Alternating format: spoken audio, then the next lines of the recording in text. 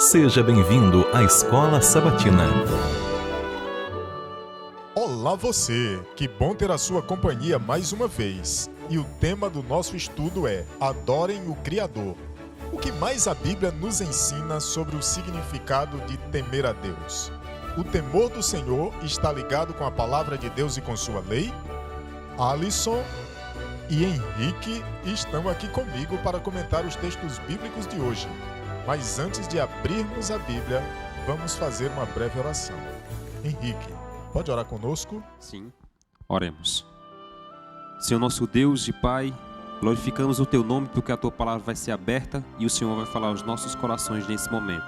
Que o Espírito Santo esteja sobre cada um de nós, em nome de Jesus. Amém. Amém. Apocalipse 14:7 diz: Dizendo em grande voz, temei a Deus e dá-lhe glória, pois é chegada a hora do seu juízo, e adorai aquele que fez o céu, a terra e o mar e as fontes das águas. Isaías 40, verso 26 diz: Levantai ao alto os olhos e vede, quem criou estas coisas? Aquele que faz sair o seu exército de estrelas, todas bem contadas, as quais ele chama pelo nome. Por ser ele grande em força e forte em poder, nenhuma só vem a faltar. João capítulo 1, versos de 1 a 3. No princípio era o Verbo, e o Verbo estava com Deus, e o Verbo era Deus. Ele estava no princípio com Deus.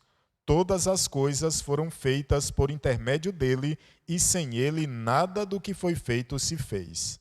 Romanos capítulo 1, verso 20. Porque os atributos invisíveis de Deus, assim o seu eterno poder, como também a sua própria divindade, claramente se reconhecem desde o princípio do mundo, sendo percebidos por meio das coisas que foram criadas. Tais homens são, por isso, indesculpáveis. Alisson, como termina a mensagem do primeiro anjo?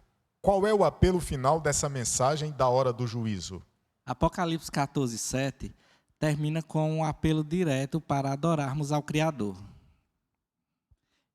Esse convite é especialmente importante no presente, quando grande parte do mundo científico e até mesmo o mundo cristão aceitou a evolução. Um ensino que ataca o cerne de tudo que é bíblico e cristão. Se a evolução fosse verdade, nossa fé seria uma mentira.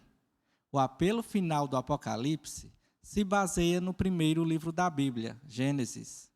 Nunca entenderemos completamente as questões nessa batalha cósmica sobre a adoração, a menos que entendamos o significado da criação. No princípio, Deus criou os céus e a terra, conforme dito em Gênesis capítulo 1, verso 1. Esse verso é a base das Escrituras. No princípio, criou Deus. A palavra hebraica para criar, nessa passagem, é bará, verbo usado apenas e exclusivamente tendo o próprio Deus como sujeito. Para termos uma pequena ideia de quão ilimitado é o poder de Deus, consideremos apenas um objeto de sua criação, o Sol, que produz mais energia em um segundo do que a humanidade produziu por meio do petróleo, gás, carvão ou fogo desde o início dos tempos. Um Deus tão grande assim não pode ser contido por nenhum instrumento humano. Por isso, muitos preferem ignorá-lo. Muito bem. Henrique, Alisson abordou pontos muito interessantes. Às vezes, algo muito grande também pode ser difícil de enxergar? Naturalmente, sim. O Sol tem um diâmetro de aproximadamente 1.392.000 quilômetros e poderia conter 1 milhão de planetas do tamanho da Terra. Mas ele é apenas uma das cerca de 100 bilhões de estrelas em nossa galáxia, a Via Láctea.